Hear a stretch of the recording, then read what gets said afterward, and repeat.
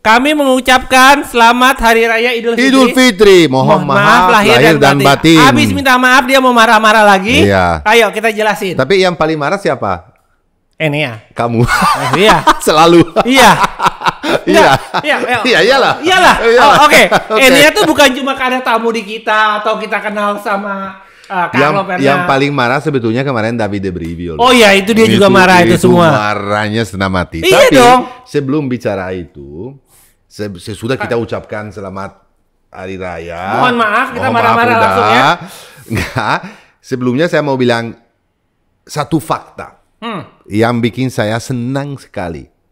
Benar-benar senang sekali. Dan semua orang di rumah, haters dan followers dan apapun yang tulis pesan-pesan tanpa mikir di sosial media, di YouTube.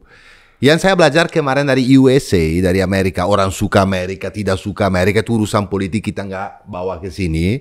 Tapi penontonnya sangat sportif. Oh iya. Itu adalah negara mereka benar-benar pecinta balapan motor. Di mana nggak ada yang bu atau yang jadi nggak sopan sama pembalap, panduannya semuanya itu penontonnya sopan sama semua pembalap. Oh iya loh, itu luar biasa. Dan itu sangat fair. Iya. Itu cuman di Amerika terjadi kayak begitu. Karena kemarin aja di Argentina kita udah lihat itu yang Marc Marquez itu banyak banget. Yang pro Valentino lah segala macam. Aku capek. Aku capek sekali dengan urusan itu. Karena urusan itu udah zaman, udah lewat. Dan dari awal pula aku nggak senang. Tapi kemarin di Amerika aku sangat-sangat hormatin orang karena mereka hormatin yang lain. Ngerti nggak masalahnya? Ya, jadi, cuman di Amerika sama di Jepang yang bisa begitu ya? Ya, betul. Dan satu kali lagi, ini adalah yang saya lihat kemarin. Ini adalah view pertama saya. Ini track hosting ini yang di aspal tulang, di mana bumpingnya nggak separah sebelumnya. Itu di track ini kita bisa lihat benar-benar ngerti yang mana pembalap yang punya skill yang lebih daripada yang lain. Kenapa? Karena tracknya sangat physical, technical, late breakingnya itu penting banget, dan corner speed segala macam juga. Dan di situ kita lihat siapa dan di mana pembalap yang top, yang punya sesuatu lebih, termasuk Jack Miller. Karena Jack kemarin di track tersebut dengan Yamaha P5, ya termasuk dia. Ya, itu yang saya lihat. Dan yang satu lagi yang strike saya, bahwa aku lihat kemajuan dari Pecco. Selain dia menang karena Marc jatuh, kemajuannya aku lihat dari sprint race waktu di start, sama waktu di main race, waktu braking very hard untuk overtake Alex. Dan dia, poin positifnya adalah, oke lah dia menang gara-gara Marc salah, tetapi dia minimal bisa selesai race di depan adanya. Kalau dia nggak bisa selesai race di depan adanya sendiri, adanya Marc sendiri, kelar. Tapi udah lihat reaksi. Dan itu apa? Itu untuk kita semuanya ini adalah kabar yang sangat baik. Kenapa? Karena kita semuanya kemarin kan baru, aku udah bilang dari awal, ini baru 2 race, ini baru 1 race, ini baru 3 race. Aku selalu bilang begitu. Karena di racing sport, apapun bisa terjadi. Bisa jatuh, bisa cedera, bisa technical failure, bisa apapun bisa terjadi. Dan kemarin juga apapun terjadi.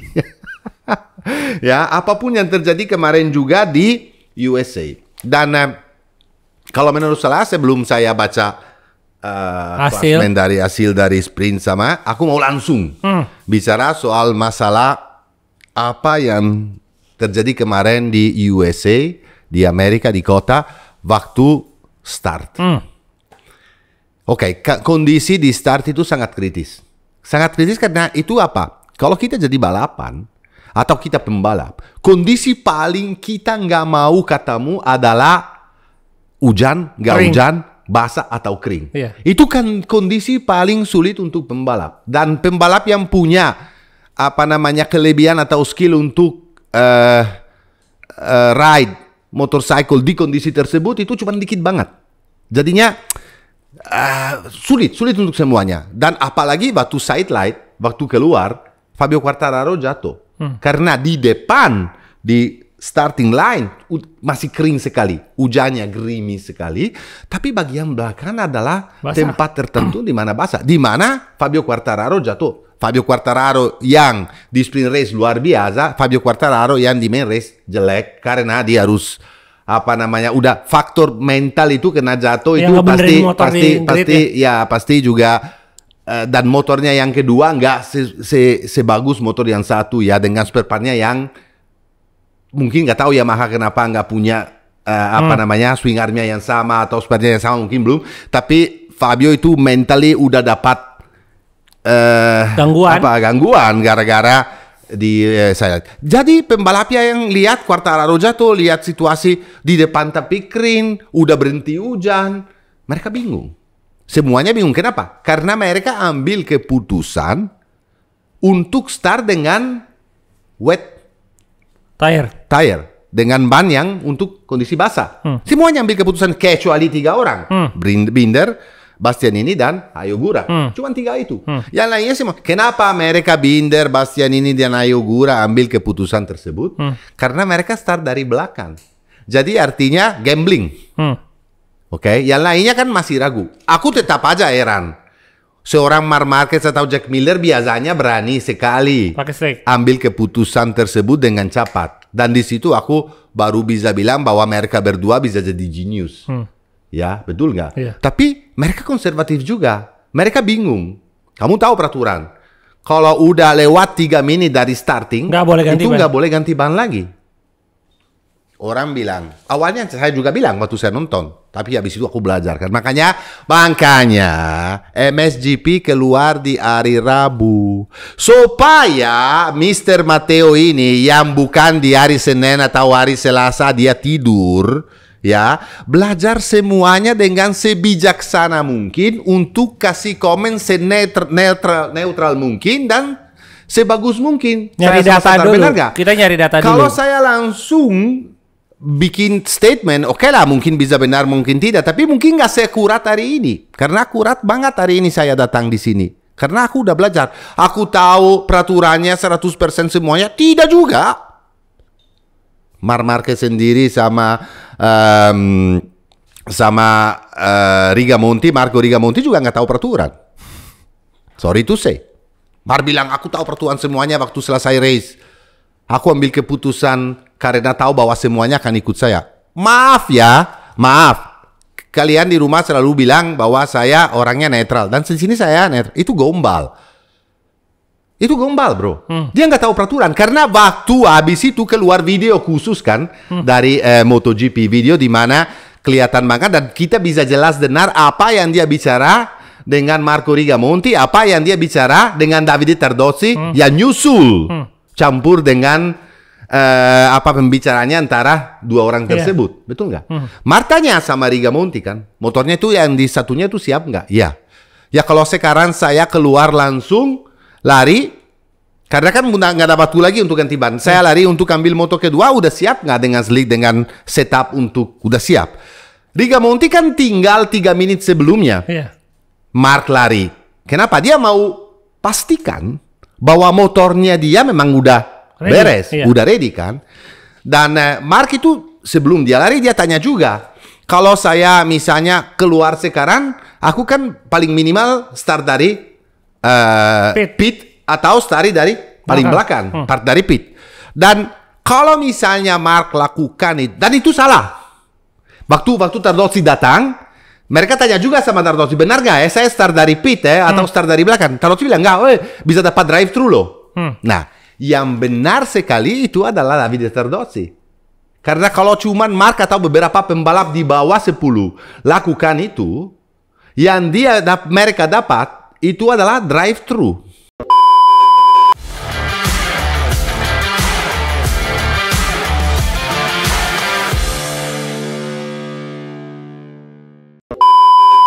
Okay. Masuk ke pit, keluar lagi. Iya, masuk ke pit dan keluar lagi. Ya drive thru itu buang waktunya banyak sekali. 25 detik. Iya.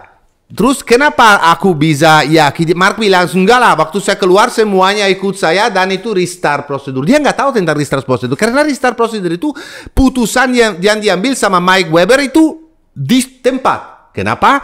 Karena di dalam pit waktu semuanya balik itu berantakan sekali. Lari semua, motor ada yang keluar, masih ada mekanik ada yang lewat kiri arah. karena yang lawan arah itu gila-gilaan. Dan Mike Weber itu ambil keputusan, Mike Webb ambil keputusan yang benar sekali bro. Yang tepat sekali, dia harus restart position, restart race. Kenapa? Sangat bahaya. Kalau lebih dari 10 pembalap juga start dari pit lane, itu juga bahaya sekali. Itu pernah kejadian di Sachsenring 2014. Betul, di Sachsenring pernah jadi dan berantakan sekali dan bahaya. Gara-gara itu mereka bikin peraturan baru bahwa kalau lebih dari 10 rider, berarti 11, yang lari ke pit, itu harus harus restart prosedur. Selain ada gosip lagi, selain safety car nabrak di turn 18. Saya nggak tahu ya karena nggak ada yang kasih lihat. Tapi guys di rumah safety car itu tabrak di dan makanya mereka karena semuanya terjadi ambil keputusan. Berarti jangan bilang ya Mark genius. Kali ini Mark nggak genius. Provokator ya? Ya, karena dia nggak dia itu ambil keputusan itu dengan risiko gede sekali. Apapun. Kenapa saya bisa bilang itu? Waktu dia ganti motor, kamu lihat nggak dia berhenti di mana? Di depan. Di depan, paling depan di pit lane. Iya, langsung.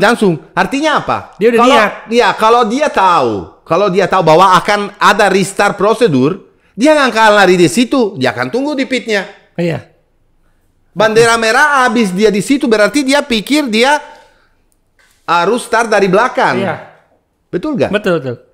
Betul gak? Iya. Nah itu berarti apa? Ngomongnya aku udah tahu semuanya, aku tahu nggak tahu apa-apa. Cuma gambling dan beruntung.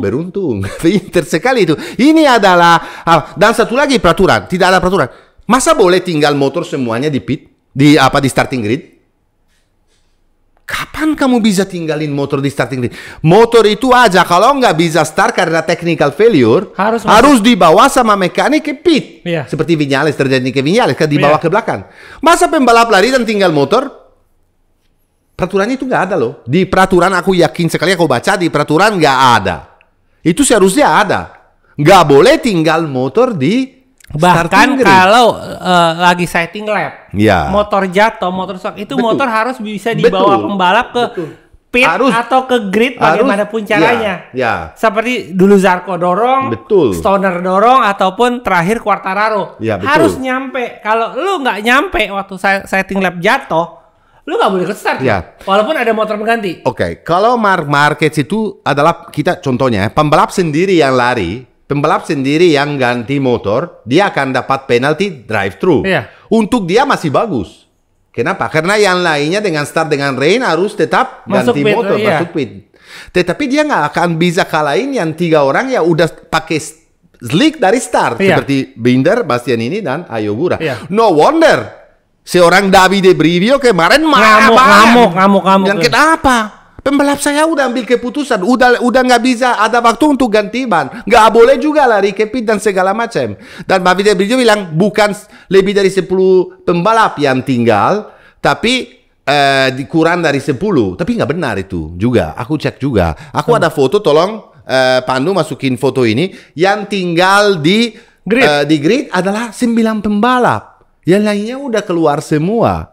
Kalau yang lainnya udah keluar semua dan berantakan segala macam itu menurut saya meskipun peraturan ini belum sempurna, belum benar, harus dibelajar ulang. So, aku setuju restart karena safety reason. Aku setuju restart karena di dalam pit berantakan sekali. Aku setuju start karena safety car tabrak di turn 18 dan segala macam yang terjadi kemarin memang bagusnya di restart. Tapi peraturan ini harus revisi ulang supaya kamu ambil keputusan start dengan slick, tinggal 3 menit udah nggak boleh lari lagi, nggak boleh ganti motor lagi, kamu start dengan ban tersebut ya udah selesai. Nanti masuk pit lagi terserah. Iya terserah, itu nggak boleh kasih kalau peraturannya itu tahu di hidup kita juga setiap hari kalau peraturannya itu nggak jelas selalu ada caranya untuk belok kiri kanan. Betul nggak? Tapi peraturannya itu kalau balapan harus dibikin jelas sekali. Dari sini harus belajar lagi supaya mungkin lebih adil untuk pembalap yang lain apa yang terjadi kemarin. Tapi kalau dibilang Marquez genius, enggak. Marquez beruntung, ya. Meskipun habis itu dia jatuh. Itu karma. Sorry, itu karma loh. Itu karma, bukan dia bikin kesalahan. Dia sebetulnya nggak bikin kesalahan. Dia coba, dia ambil risiko. Oke lah aku lari. Oke aku ambil risiko tanpa tahu peraturan, tanpa tahu bahwa ada drive-thru. Tapi seharusnya kan, dan pembalap yang lainnya semuanya tuh sama kayak kambing. Ngikutin. Ya, ngikutin. Di situ Mark itu punya power. Whatever, apapun Mark lakukan, kita ikut semua. Kenapa? Karena dia memang leader. Iya. Leader of the pack. Mau tahu nggak mau. Ini kemarin dia tunjukin bahwa leader of the pack. Kalau nggak ada yang ikutin dia, masa bodoh, terserah Mark mau gimana. Itu kelihatan bahwa pembalap sendiri punya aura sendiri dan keputusan sendiri. No, semuanya lari. No, Peko semuanya ikuti. Langsung Peko itu udah turun dari motor waktu Mark turun dari motor. Peko juga bilang, aku juga punya strategi tersebut. Aku nggak percaya juga. Ngikutin juga. Ikutin juga. Kalau Acosta jujur, Mark begitu, ya gue ngikutin. Ya betul. Itu adalah keputusan. Oke, jadi untuk bikin summary, Mark ambil keputusan, ya. Tanpa tahu peraturan benarnya semuanya. Karena kalau dia sendiri lakukan itu akan dapat drive-thru. Udah, as simple as that. Tunggu, aku potong. Drive-thru itu kan kena 25 detik. Iya, lama. Tapi kalau lo ganti motor di pit, lo akan kena 28 detik. Iya, betul. Kurang lebih. Betul. 28 dan 25 detik. Iya, betul. Jadi kalaupun Mark kena drive-thru, dia selesai di depan yang yang start dengan ban basah. Iya, walaupun dia kena drive-thru, dia tuh sudah unggul 3 detik. Dan di start pun dia akan di depan. Jadi, tapi dia nggak akan bisa kalahin 3 orang itu. 3 orang yang udah ngambil keputusan bijaksana untuk start dengan slick. Dan tiga-tiganya jago. Dan tiga-tiganya jago. Dan tiga-tiganya oke lah. Brad Binder punya masalah motornya rusak. Iya. Tapi Ayu Gura dan Enea Bastian ini lagi dari P17 selesai P7. Iya. Enea Bastian ini juga bisa menang race kemarin. Dan pasti menang race. Pasti menang race kemarin. Dan dia juga suka itu sirkuit. Dan menang race karena dia ambil keputusan paling bijaksana atau risiko paling gede. Ya terus apa? Angkat topi dong. Iya. Nah itu yang saya bilang. Satu lagi, aku senang sekali lihat, kita ganti topik karena udah bahas semua ini. Aku senang sekali lihat Marc Marquez selalu. Ya, oke lah dia jatuh, dia bikin kesalahan. Saya setuju dengan 5 race dia 5-5-nya nggak pernah ada kesalahan dari hari Jumat sampai hari Minggu selalu leading di depan, pole position 5, sprint race menang 5, bikin kesalahan kemarin karena itu bukan kesalahan murni. Bukan karena Mark under pressure ya, jangan bodoh guys. Karena dia 2,2 detik leading sesudah 9. Dan dia itu bawa motor kan gak ada besoknya. Cuman dia bikin kesalahan karena naik ke carb di tikungan 5 terlalu agresif, terlalu di atas. Dan aku gak yakin bahwa itu carb itu sesudah 9 lap itu masih basah, nggak yakin. Mungkin benar-benar terlalu agresif karena carb tersebut itu naik turun. Stepnya tuh banyak naik turun. Jadinya kan terlalu kencang. Mungkin bisa aja 1 km per jam lebih kencang dari biasanya, itu udah bikin beda jauh sekali. 1 km per jam itu di MotoGP dengan kecepatan tersebut itu gede banget. Dia bikin kesalahan dan jatuh. Untuk kita semua oke lah, championship terbuka kembali dan dan aku nggak bisa bilang oke lah dia bikin kesalahan, oke lah masuk akal, bisa jadi. Balik lagi kepada sekarang saya sebelum tadi saya mau bilang apa yang saya suka banget bahwa aku lihat bahwa dia jatuh, motornya rusak, footstepnya hilang, bajunya robek, angkat motor langsung dan usaha keras sekali untuk membawa motor selama 3-4 lap tanpa footstepnya. Itu crazy dan sangat bahaya. Tapi itu dilihat sangat entertain. Iya. Kenapa? Seharusnya dikasih warning, kalau nggak mau keluar dikasih black flag. Kenapa itu harus dikasih black flag? Ini juga salah Marsha. Seharusnya dikasih black flag. Kenapa? Sangat bahaya. Sangat bahaya karena nggak tahu. Partnya kan udah rusak, fairing-nya udah rusak, udah nggak ada footstepnya. Mark sendiri cari-cari tempat untuk taruh kaki kalau salah taruh itu bisa masuk ban belakang habis. Kelar lo itu. Ya kelar lo itu jadi itu sangat bahaya. Seharusnya tuh dikena black flag atau kena warning, suruh dari dashboard kan warning keluar pitin. Ya pitin. Ya bisa dikasih. Tapi nggak ada. Tapi dilihat itu ingat saya pembalap yang zaman dulu. Pembalap yang nggak pernah komplain. Dia bilang, kemarin Mark bilang aku itu jatuh, aku itu salah, bukan motornya itu sempurna, motornya nggak ada masalah sama sekali, yang bikin kesalahan saya, aku minta maaf sama tim sendiri. Itu jarang sekali kamu dengar pembalap lakukan itu. Kalau yang lain selalu, wah ada getarnya, wah bannya ini, wah bannya itu nggak sesuai, nggak bagus seperti yang lain, ban jelek, ini juri, birip, banyak komplain. Ini dia salah, dia jatuh, dia ambil motor kembali kayak Kevin Schwantz, zaman Wayne Rainey, Kocinski, zaman Randy Mamola, orang gila semua, atau Barry Sheene yang mereka nggak peduli dengan apapun, dia angkat sebelum start juga rokok. Jangan belajar itu, tapi zaman dulu memang begitu. Itu ingat saya, Marc Marquez itu adalah pembalap yang zaman dulu, yang nggak banyak ngomong tapi ngegas ya. Itu aja guys ya, kita bisa maafin dan maklumin kalau dia bikin kesalahan kemarin. Dan selain itu aku nanti akan bicara lebih detail soal Pecco dan segala macam. Tapi sebelumnya saya mau baca hasilnya dari sprint race. Tolong Mr. Pandu selalu masukin.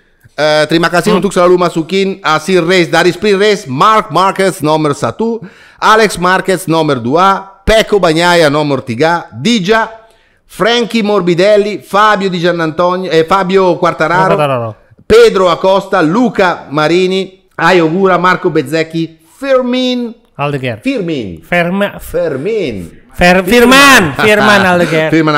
Brad Binder, Enea, Jack, Alex Rins, Zarco, Raul Fernandez, Augusto Fernandez, jadi wildcard dengan Yamaha, Chantra e Lorenzo Savadori nomor 20. Nggak selesai Maverick sama Johan Mir.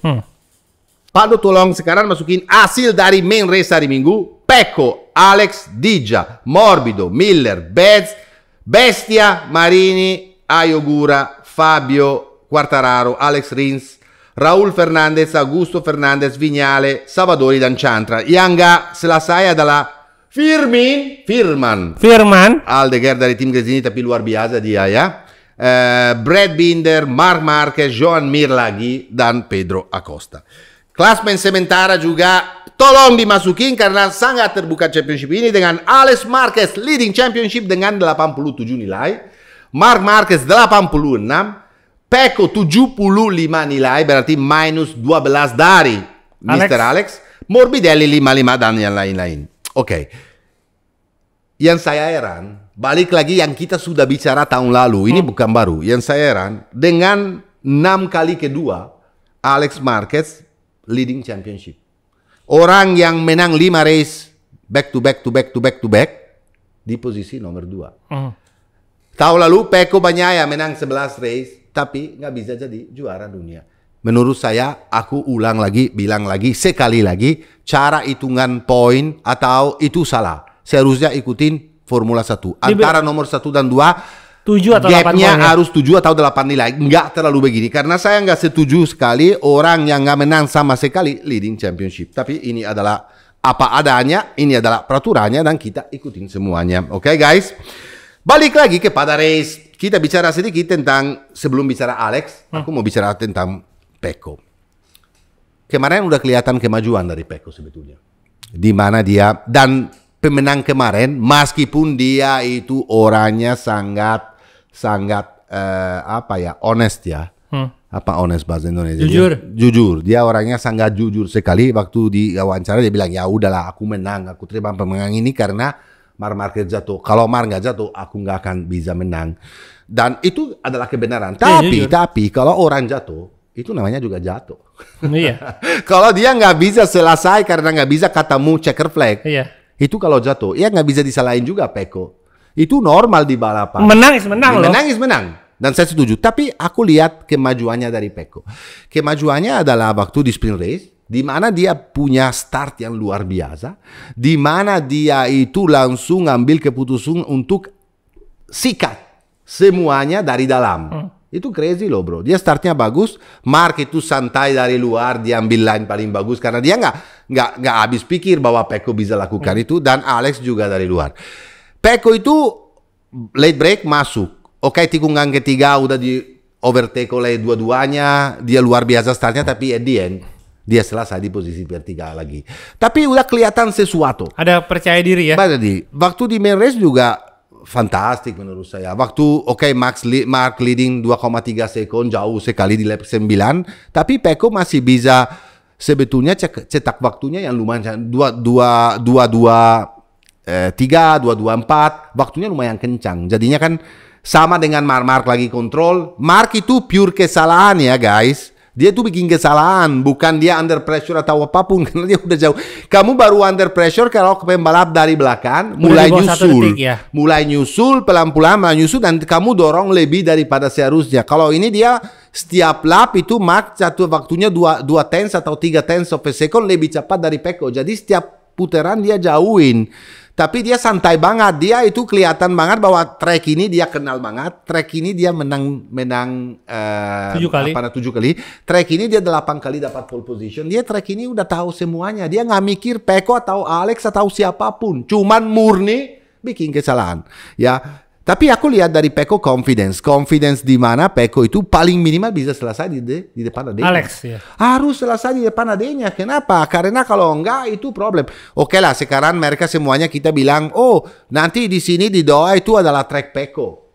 Track di mana Pecco selalu menang, track di mana guys, aku balik lagi ya. Kemarin itu track Marquez. Iya. Ya gimana dia juga jatuh. Dan jangan lupa Marc Marquez tahun 2013 waktu di race pertama dia itu turun di MotoGP. P3. Di Doha itu dia naik podium loh.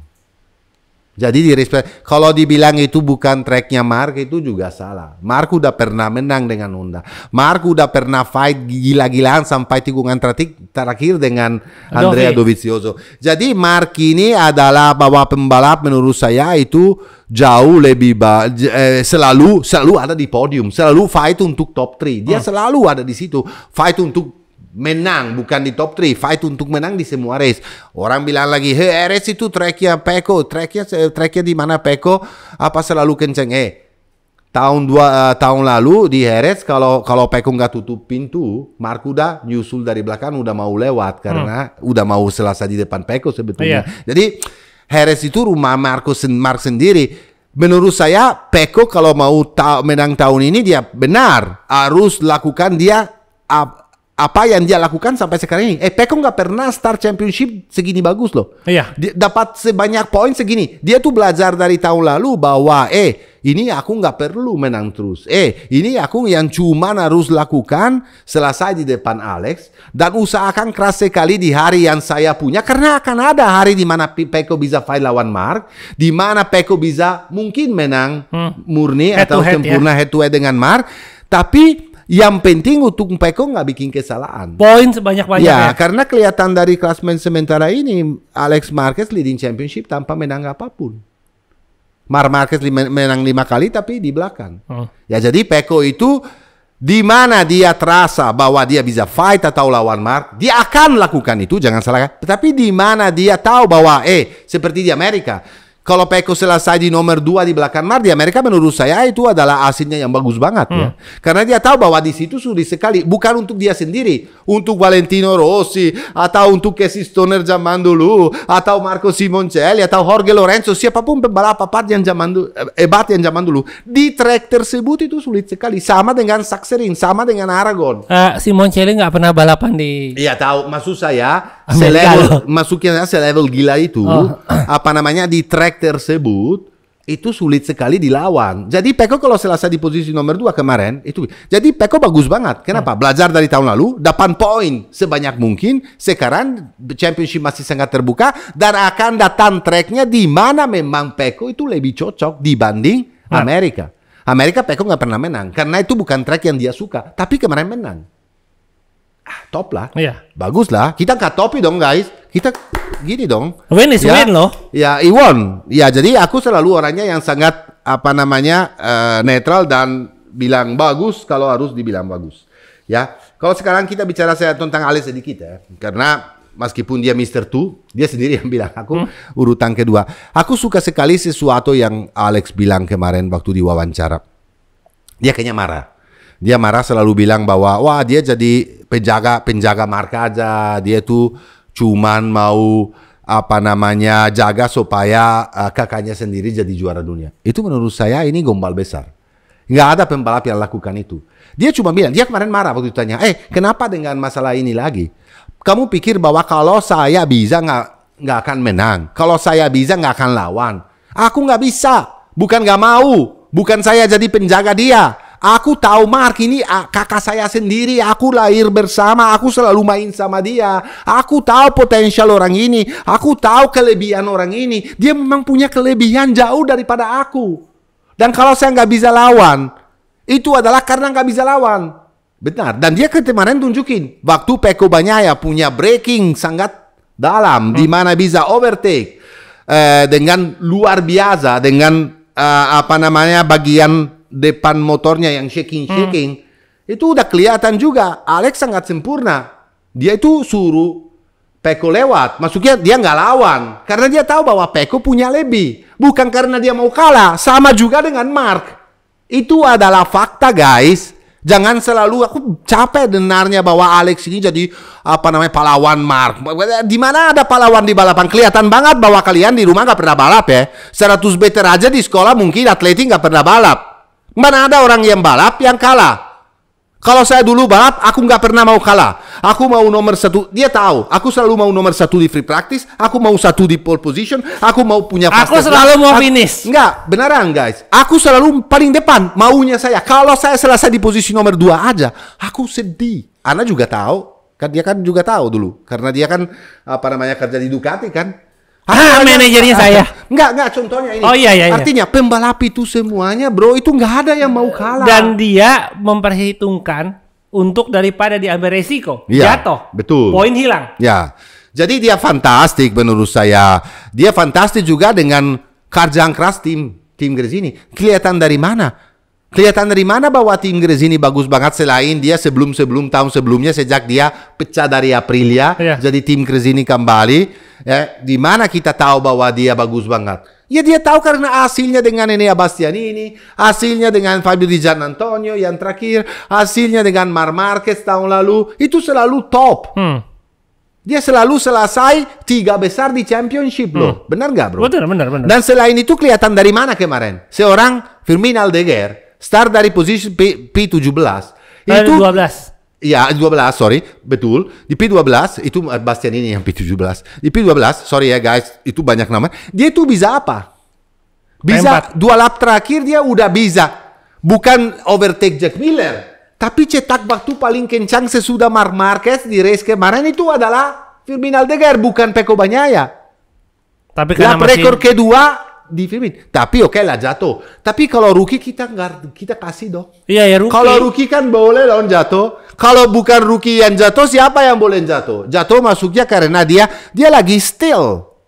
Oke lah dia pakai motor paling bagus. Oke saya setuju. Kenapa?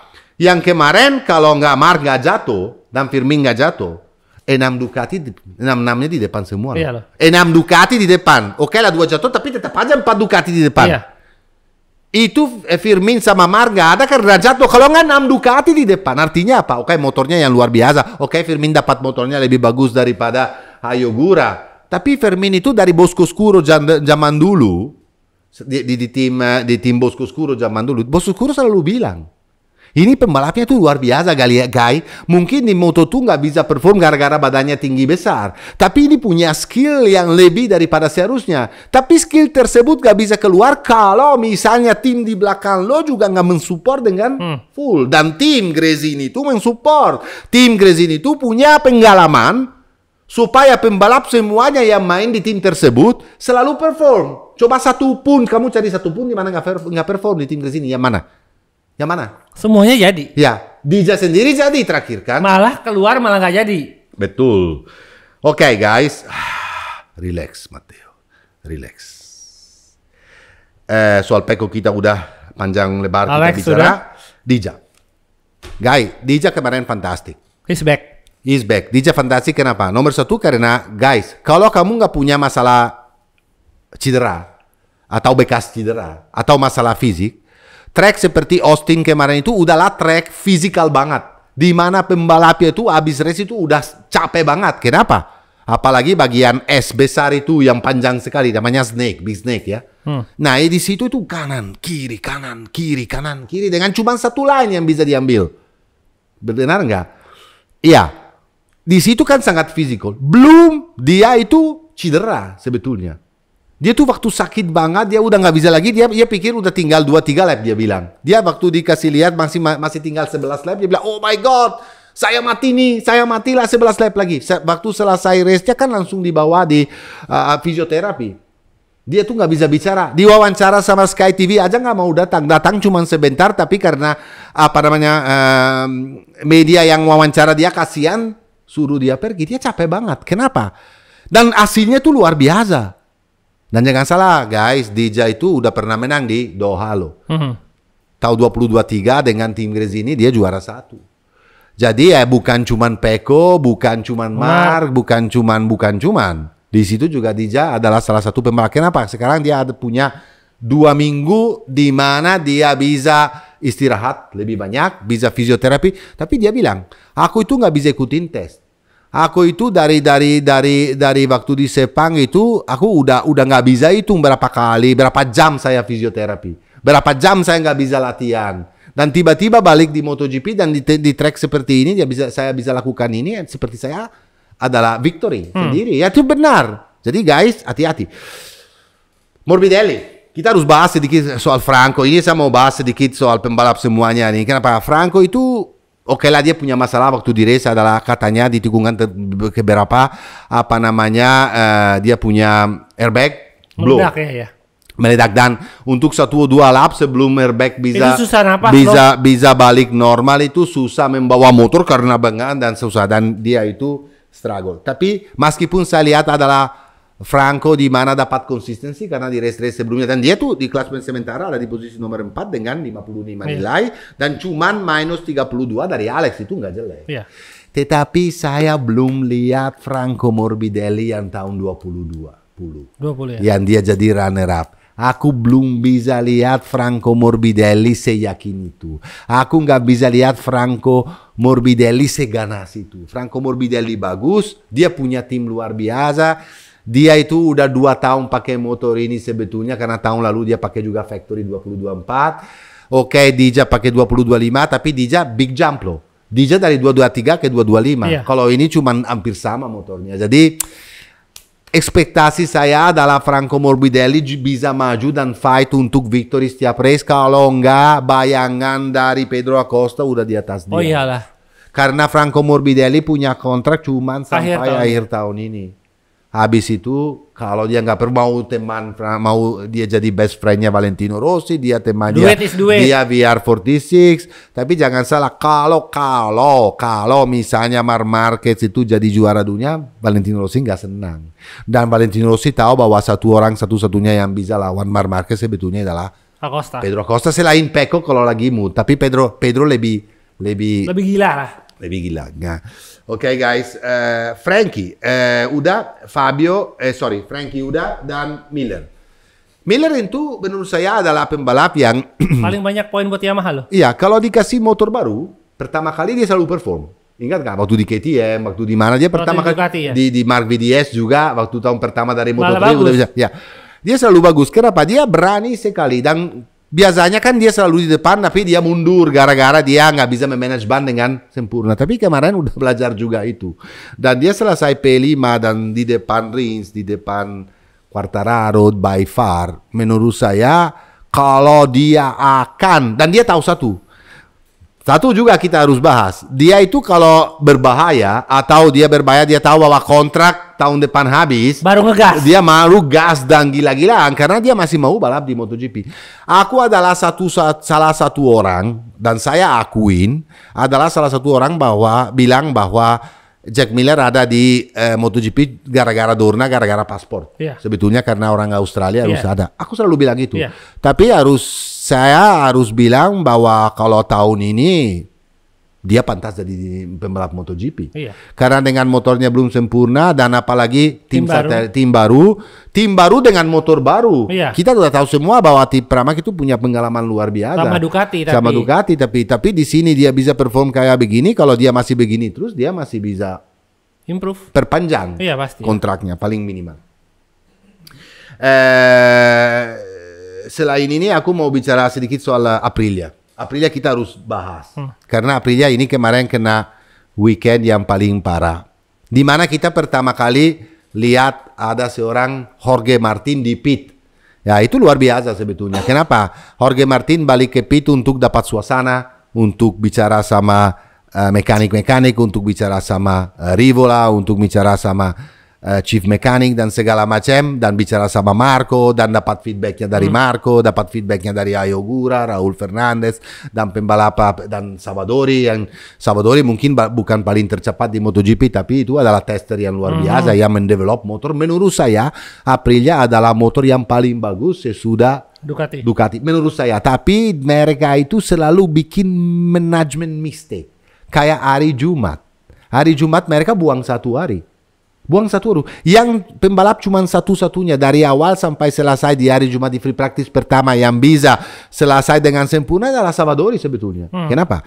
Marco Bezzecchi waktu keluar ada speed limiter. Error. Jadi dia harus satu lap buang dengan speed limiter.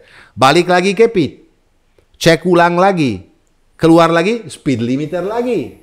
Dia marah sekali, satu lap lagi, balik lagi, keluar lagi, motor jatuh. High side besar banget, ambil motor kedua. Pokoknya masalah juga motor kedua. Belok balik dari pit karena motornya baru bisa benar-benar dorong 2 lap terakhir. Tapi free practice one udah gone. Jadi Marco Bezzecchi membuang satu sesi untuk hal nggak penting. Masalah nggak penting dan bukan masalah dia sendiri. Betul nggak? Ayogura dan Raul Fernandez belok balik dari pit juga. 2 lap masuk lagi, keluar lagi, banyak problem. Yang cuman sempurna yang nggak punya masalah itu adalah Savadori sebetulnya. Tapi itu tester.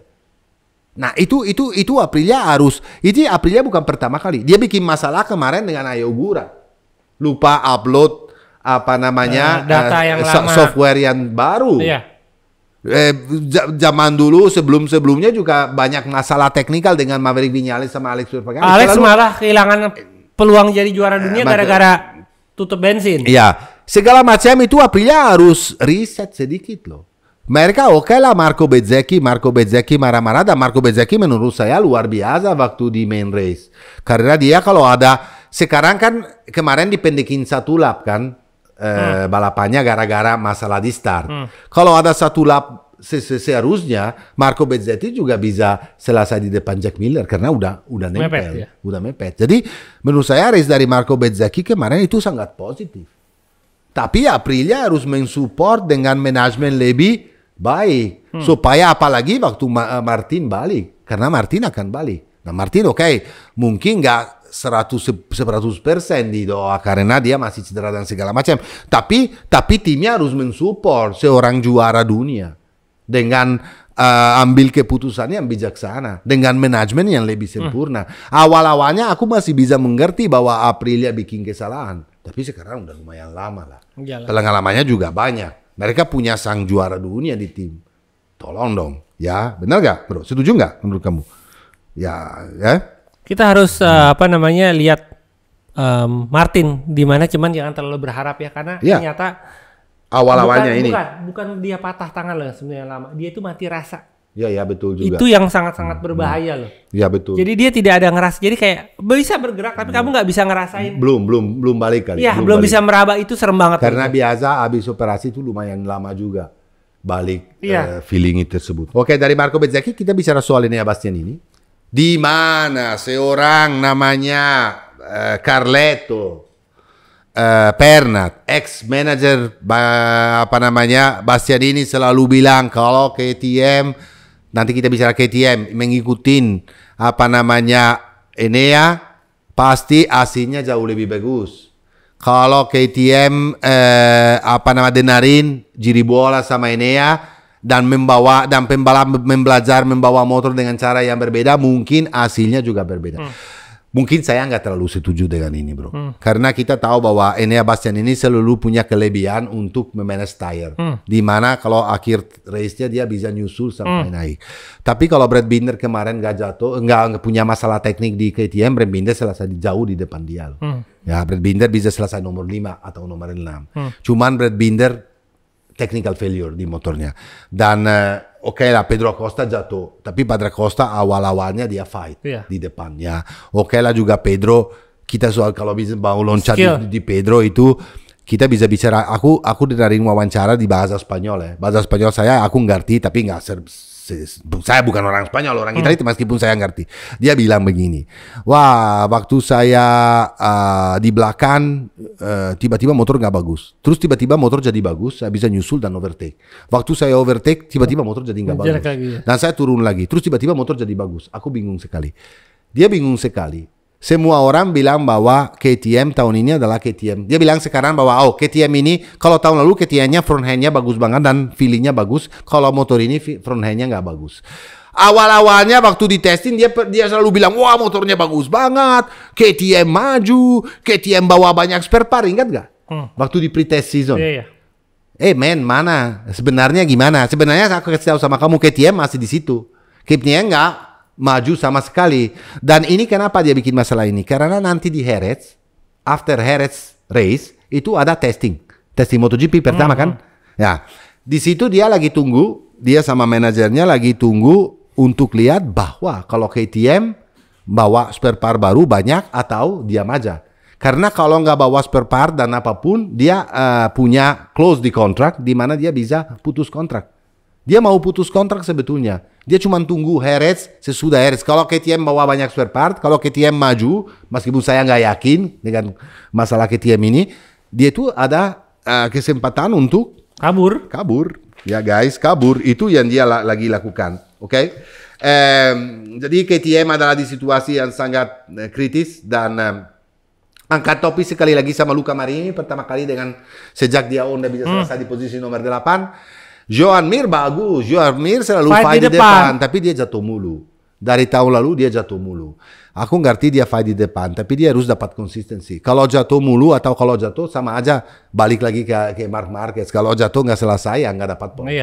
Kalau dia jatuh mulu meskipun dia fight di depan nggak selesai ya, sama kayak Johan Zarco kemarin nggak selesai ya nggak dapat poin. Jadi Joan Mir ini harus lebih fokus karena ada suara besar sekali dengan angin yang datang dari Superbike. Toprak mau ya. Bahwa Honda lagi usahakan keras sekali untuk tahun 2025 sign Toprak Razgatlioglu. Jangan lupa, ini tahun terakhir, kontrak terakhir dengan BMW untuk Toprak. Jadinya dia bisa saja tahun depan ambil keputusan untuk turun di siapa yang digeser? Di Honda. Tapi ya makanya siapa yang digeser, ya kita harus lihat akhir tahun nanti antara Mir sama Marini kan kontrak tahun ini tahun terakhir loh juga. Jadi apakah itu bijaksana bawa Toprak? Menurut saya ya.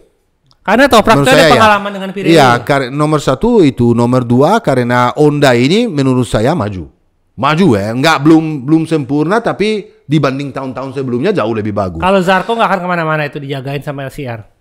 Itu enggak. Toprak sendiri punya skill. Toprak sendiri punya sesuatu. Umur juga pas ya. Kemarin kalau kita mau bicara soal kemarin antara dia sama Bulega ya. Dia luar biasa. Kelihatan bahwa motor nggak sebagus Ducati. Tapi yang Toprak lebih bagus daripada motor Ducati. Toprak itu selalu kasih 110%. Toprak itu kalau di braking sama masuknya dia punya speednya yang luar biasa. Yang lainnya, yang Bulega bisa take over dia cuma di main straight. Tapi habis itu dimakan juga dengan overtake-nya yang menurut saya sempurna sekali. Toprak itu adalah pembalap yang punya skill, yang punya kemampuan untuk balap di MotoGP. Dan tapi masalahnya sekarang Toprak belum mengambil keputusan. Sekarang dia akan mau pindah ke Honda atau tunggu BMW di tahun 2027 dengan peraturan yang baru. Tapi kalau dia itu menurut saya itu salah. Karena kalau BMW juga turun di MotoGP langsung mungkin perlu waktu.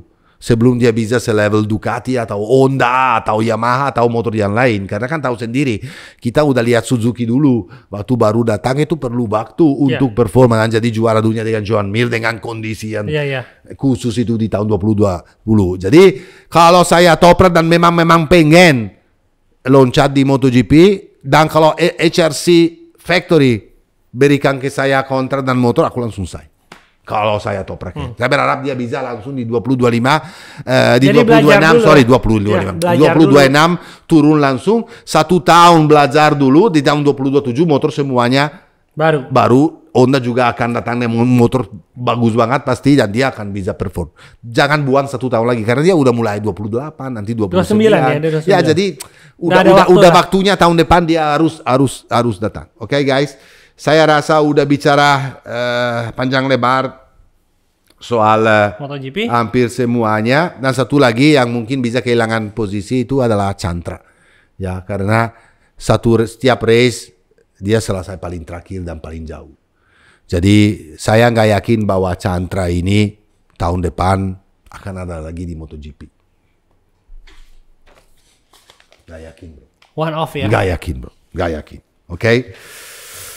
Saya rasa cukup kalau misalnya aku nggak bahas apapun atau semuanya yang saya harus bahas, atau saya lupa sesuatu, atau saya lupa sesuatu.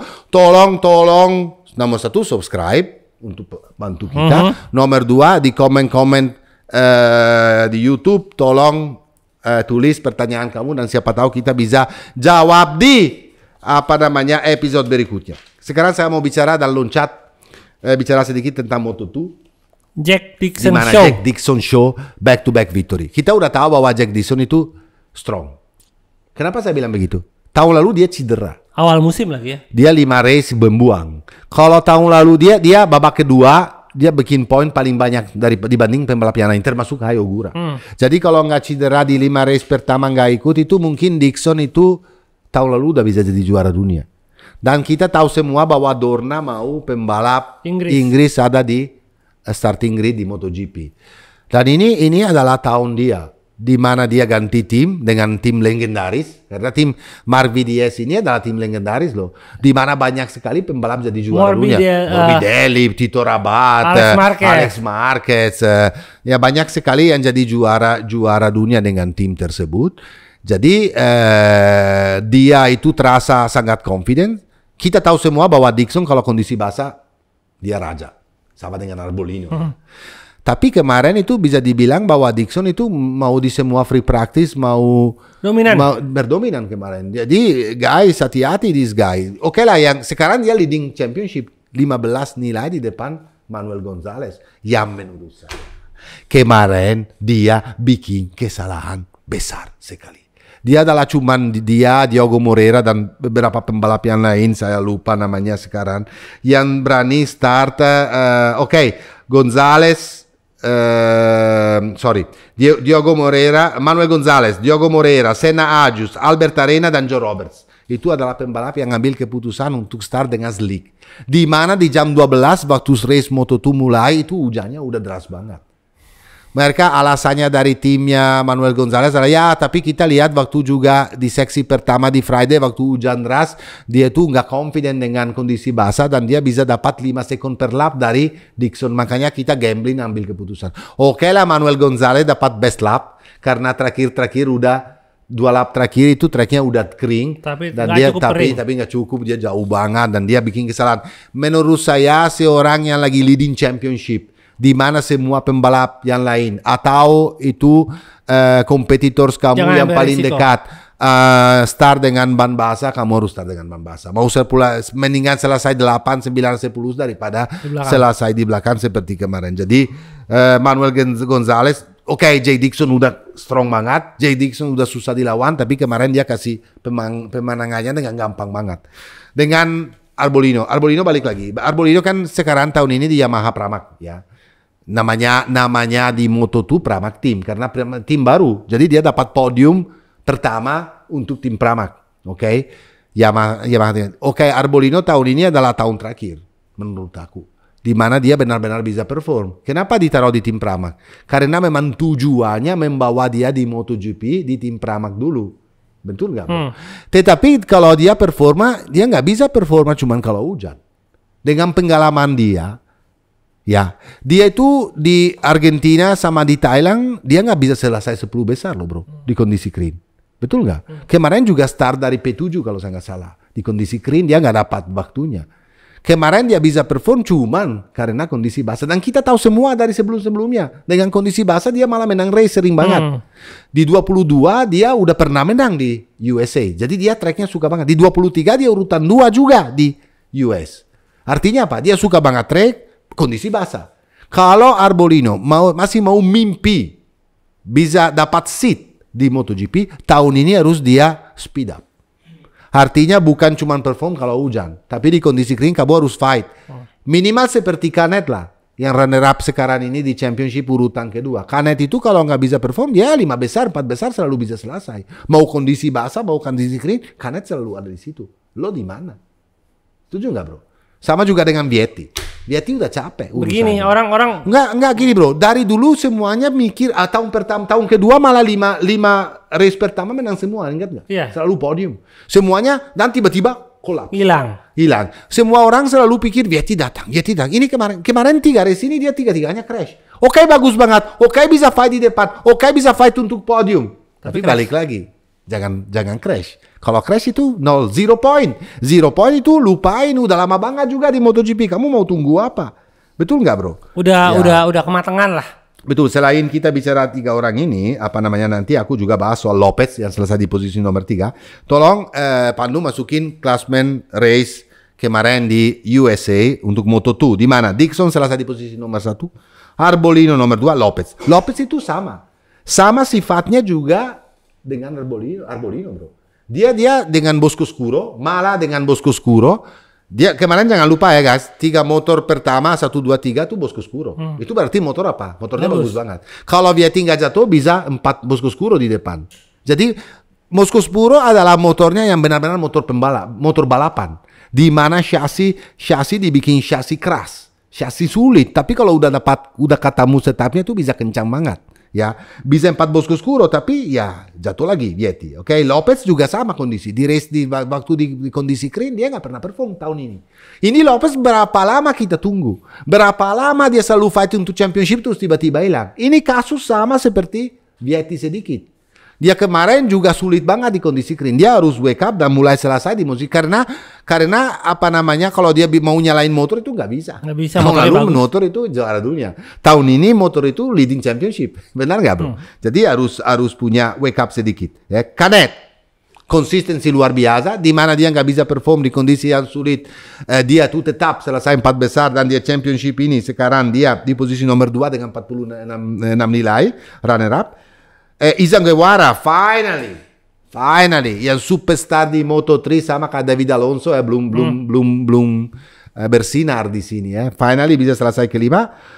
Angkat topi sama Ortola ke-6 karena Ortola itu adalah rookie ya. Dia P6, rookie paling bagus. Baltus ke-7, Olgado rookie ke-8 sama aku mau baca karena nomor 9 kemarin ada Mario Aji guys kemarin bagus banget. Kita tahu semua bahwa kalau di kondisi basah dia memang bagus, outstanding. Tapi jangan salah, di Thailand sama di Argentina juga bagus banget. Waktu di free practice juga 5 besar, sering banget. Kemarin selesai di nomor, tapi dia waktu selesai di posisi nomor 9 sama Olgado, Baltus, Ortola dan Guevara dia sangat dekat. Mereka semuanya meribut posisi. Dia selesai ke 9, masih ada sedikit lagi yang dia harus ambil risiko sedikit lagi karena kemarin di belakang mereka tapi nggak pernah saya lihat dia sedikit lebih ganas overtake. Aku rasa itu dari pitnya karena dia pecah telur dulu finish top 10. Ya oke lah kita angkat topi. Ini pertama kali kita angkat topi. Tapi dia harus udahlah Haji dikit lagi Super Mario dikit lagi Super Mario karena kemarin bisa selesai sebetulnya ke posisi nomor 5 aja. Guevara, Ortola, Baltus dan Olgado di depan dia loh. Dekat banget sih. Semuanya. Awal-awalnya malah fighting dia. Ya jadi dikit lagi. Dan nomor 10 Weyer juga rookie bagus banget. Oke, sekarang di kelas sementara Dixon leading 59 poin. Nomor 2 Canet dengan 46. Gonzalez turun ke posisi nomor 3 dari leading dengan mistake pilihan ban 45 dan Lopez 30. Lopez 29 nilai dari Dixon dan Lopez ini harus bangun juga kalau dia mau mimpi atau berharap bisa pindah ke MotoGP. Oke guys, sekarang kita bicara tentang Moto3 seperti biasa, di mana kemarin race-nya nggak seperti biasa. Aku pikir, kadang-kadang saya heran sekarang aku punya prediksi dan salah semua loh bro. Nggak tahu mungkin karena faktor atau bagaimana. Apalagi kan di track seperti USA di mana ada track panjang banget, dua ya, panjang sekali. Track lama banget dari tikungan itu sampai ke depan sama R1 itu panjang banget. Itu kamu tahu semua bahwa kalau Moto3 itu mereka pakai slipstream selalu. Yeah. Jadi kalau ada track panjang sekali mereka bisa regrouping. Kali ini enggak loh. Kali ini adalah race-nya yang bertotal berbeda sekali di Moto3 di mana Rueda ini guys unbeatable kemarin. Dia dari awal bikin gap dan dia balap sendiri di track yang sangat sulit dengan Moto3 lakukan itu karena tadi saya kasih tahu slipstream ya garis slipstream. Rueda udah 2 kali menang dia 2 kali menang. Dia itu sangat strong sekali. Dia itu punya karakter yang sangat agresif. Kemarin dia lakukan sesuatu yang bikin saya kaget juga bro. Dia loncat salto seperti Zarco kan. Dia bilang, aku punya idola Zarco waktu dia menang-menang selalu di Moto2. Dia 2 kali juara dunia Zarco di Moto2 jangan lupa guys. Selalu salto. Jadi saya belajar dari itu, aku masih anak kecil dan sekarang kemarin gara-gara itu aku belajar sendiri, aku bikin salto juga untuk hormatin seorang Johan Zarco. Dan itu sesuatu yang luar biasa. Biasanya pembalapnya tuh selalu mengidola Marc Marquez, Valentino Rossi, Valentino Stoner. Tapi ini yang bisa mengidola Johan Zarco yang punya hati yang besar sekali karena Zarco dengan Honda lagi lakukan championship yang luar biasa. Punya Rueda, pembalap segitu bagus, bisa niru Zarco, itu sesuatu banget menurut saya. Dan jadi Rueda unbeatable. Kelso podium lagi. Dia pernah podium tahun 2023 kalau saya nggak salah di Filipina. Ya, ini Kelso itu sebetulnya pembalapnya bagus banget, tapi dia pernah cedera berat. Lama di Moto3, aku ingat nggak waktu kita sering ketemu dia pakai tongkat ya. Jadi kemarin untuk tim MT Helmets kemarin itu bagus banget karena bisa taruh 2 pembalap di podium. Itu pertama kali dan mereka ini rookie juga, timnya lumayan baru lah bisa dibilang.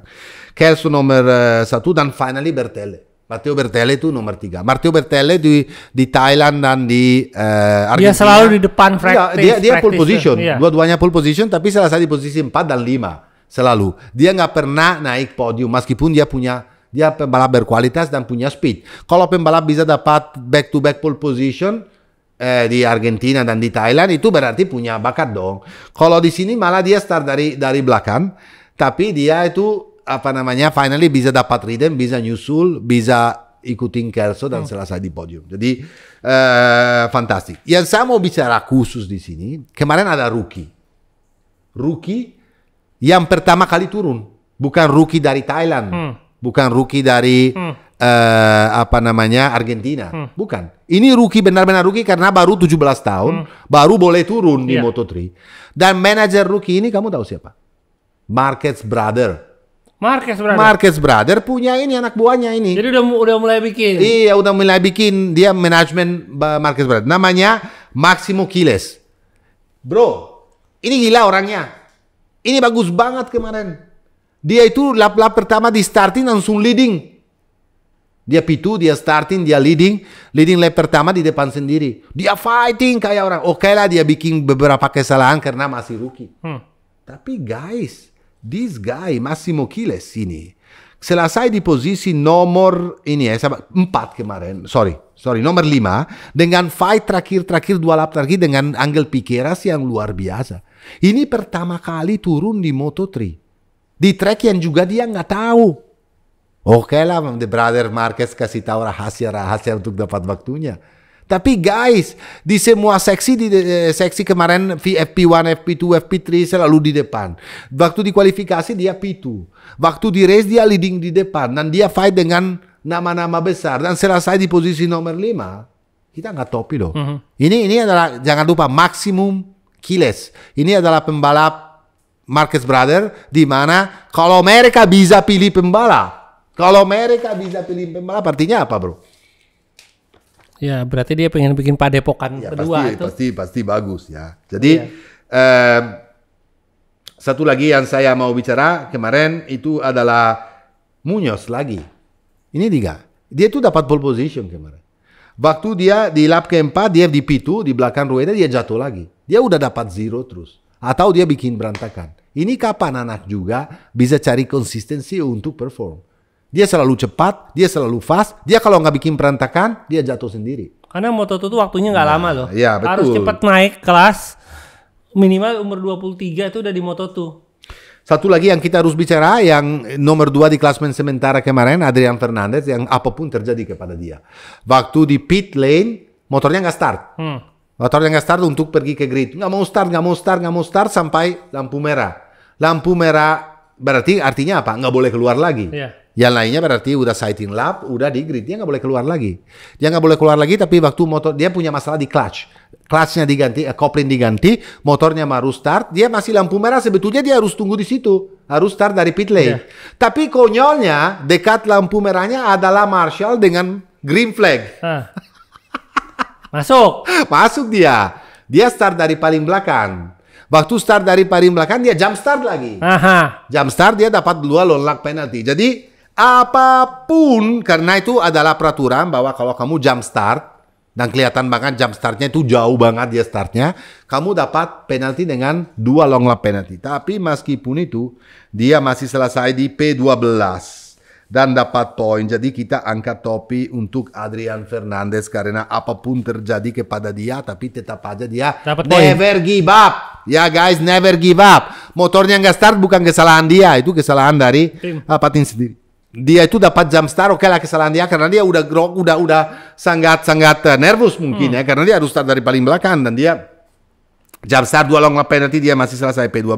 Jadi klasemen sementara di Moto3 sekarang ini adalah Rueda leading dengan 66 nilai, Piqueras 42 nilai, Augusto Fernandez 40 nilai, sama Bertelle 40. Kapan Raul Fernandez bisa fight di atasnya? Adrian Fernandez. Kapan kakak sendiri bisa fight seperti ini di MotoGP? Aku sama Ayogura aja yang kemarin luar biasa lagi kalah. Akan out.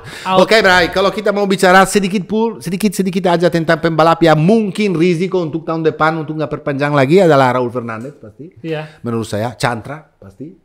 Pak Dokter. Siapa Pak Dokter? Oh, betul. Karena cedera terus. Miguel Oliveira juga dan salah satu di Honda. Mungkin antara Marini sama Joan Mir. Kalau Joan Mir jatuh kayak begini mulu, mungkin juga ambil keputusan untuk bawa Toprak. Kita belum tahu. Nanti pertengahan tahun ini akan berita soal ini. Tapi ada hint sedikit. Ada hint sedikit bahwa manajer yang punya LCR, Lucio Cecchinello, udah ngasihin ke HRC. Jangan utak-atik Zarco dari Betul. Jangan utak-atik. Enggak. Jadi kesimpulan dari race ini adalah Marc Marquez bukan genius, tapi beruntung. Pecco Bagnaia mulai bangkit lagi dan beruntung. Nomor 3, seorang Alex Marquez leading championship tim Gresini paling di depan. Dan memang membuktikan dia kencang. Tim ini. Jadi guys gini, terima kasih banyak dengan Federal Oil yang mengikuti sponsor juga. Tim Gresini. Terima kasih banyak dengan KYT karena dengan Suomi kemarin, sama Suomi juga kan sponsor kita, Suomi kemarin juara 1 dengan Pecco Bagnaia. Dan ini yang ke-7. Terima kasih juga banget dengan Riding Style. Ya, dengan Rider Spot. Dengan Firman. Yes. Ini keempat. Dan ini KYT sama Suomi. Terima kasih juga untuk Satar lagi sakit banget. nggak bisa pinggang, kita nggak tahu kenapa, nggak mau tahu, nggak usah tanya ya dia ngapain gara-gara pinggangnya, karena dia olahraga nggak tahu dia ngapain juga. Coba, ya kita nggak mau tahu, thank you ya, dan terima kasih kepada Pandu, dan terima kasih Darius, produser kita, terima kasih untuk Ana bahwa finally pertama kali dia datang loh, ditinggalin loh. Setelah eyesight ya. Setelah eyesight apa kita juga nggak tahu. Bye. Karena udah lebaran, udah saling minta maaf, jadi kita bisa marah-marah lagi. Bye.